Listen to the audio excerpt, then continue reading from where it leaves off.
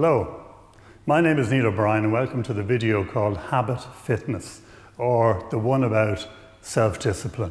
I've used the D word, discipline, sorry about that. It's best to get it out of the way at the start. I find my clients don't react to the word discipline. How disciplined are you? So we're going to talk about habits now in this video. Before I do though, there's something worth mentioning. And that is that we were designed in prehistoric times to be survivors. If you were designing a survival mechanism, you would design a human being. We have beautifully been designed to survive. We haven't been designed to change. We haven't been designed to improve. You haven't been designed for well-being. You haven't been designed for happiness. You have been designed to survive. So that is our own prehistoric inbuilt resistance to change, packaged cleverly in the form of lack of self-discipline. So that's what we're up against, is this heavy programming that is already in place. More about that in a moment. Secondly, habits. Well, habits have been described as things we do when we're not really paying attention. You know, stuff we're eating and buying, but our attention is elsewhere, probably on our phone. As you know, smartphones now are the greatest threat to our powers of attention. So I like to study sometimes, what do my clients do when they're on the phone? What else are they doing while they're on the phone? It's likely that it's a habit that isn't necessarily particularly good for them. So they've become automatic, and it's what we do when we're not paying attention. But go back to the very start. Every single habit, however, started out as a choice we made in the first place. Like, I can't remember the time I decided to have a biscuit with a cup of coffee. It happened once, some time ago. Now it's like, I have to have a biscuit with a cup of coffee now. I can't have coffee without a biscuit. So it started out as a choice for a certain length of time, and then it just kind of automatically became a habit. Sometimes you hear people discussing how many days does it take to form a habit. No, the question is, how many times do you make the same choice? And then it just automatically becomes a habit then. So the first thing to do about our habits is to become more aware. Pay more attention to what we're doing. Pay more attention to the choices we're making about food and behaviors and all that. Just watch ourselves for a little while. That's obviously the first element to all of this.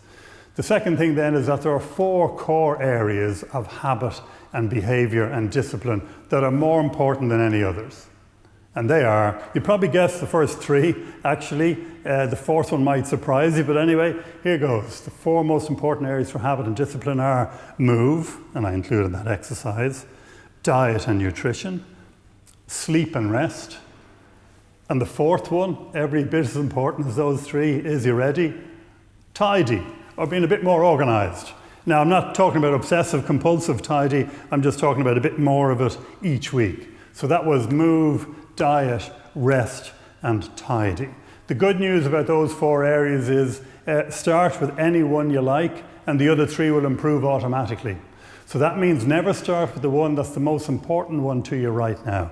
If you're really frustrated with your diet and you really want to start eating better, don't start there. You're already a bit tense about it. So pick the easiest one of the 4 for you to start. Start there, and the discipline that you create there will then cross over into the other 3 areas as well. And the final point today about those 4 core areas and about starting is start really small. Like a micro start is really clever.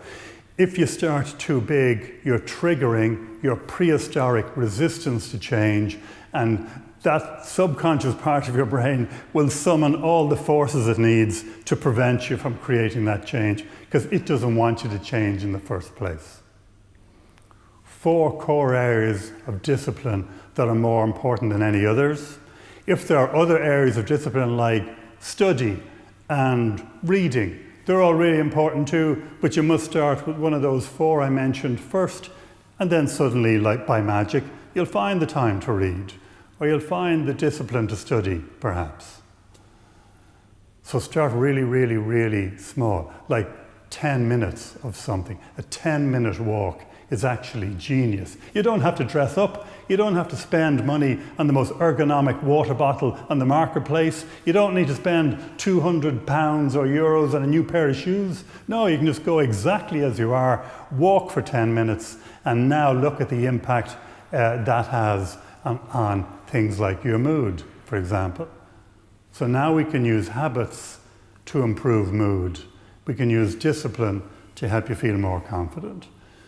So thank you for joining me today. Your homework from this session is move, eat, rest, tidy. 2 tiny, practical, basic changes in each of those 4 areas. That will give you a score of 8 that you have to achieve for us next week. Thank you very much.